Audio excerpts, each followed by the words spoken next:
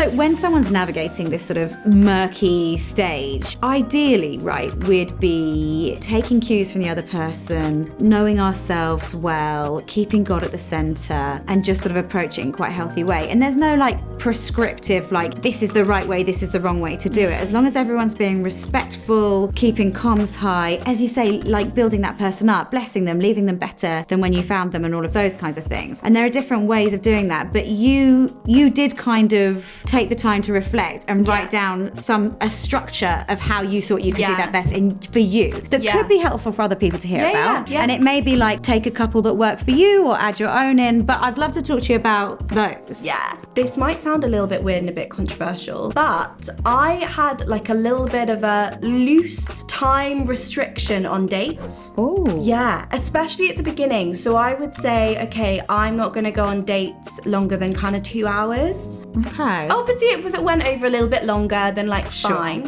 So if you're getting towards the end of a dinner and it's been around 2 hours and they go, oh, should we go across the road and grab a drink? You'd say no. No. Okay, well, back up, mister. Yeah, I'm going. Yeah. It's been 2 hours. The clocks are ticking. My alarm has gone off. Yeah. Wasn't quite like that, no. But by saying no, would you be worried you were sending a signal that you weren't interested when maybe you were? But this was why it was really good for me. Okay. Because it reminded myself that actually, if this person is interested, if this is what God wants for me, then me saying, actually, I'm gonna call it a day, go home and like get a good night's sleep, that is not gonna stop whatever God is doing here. Yeah. So I also had something called the 3-date rule. 3-date rule before you kissed. No. So that's another thing that I have for myself. That's a different 3-date That's a different rule.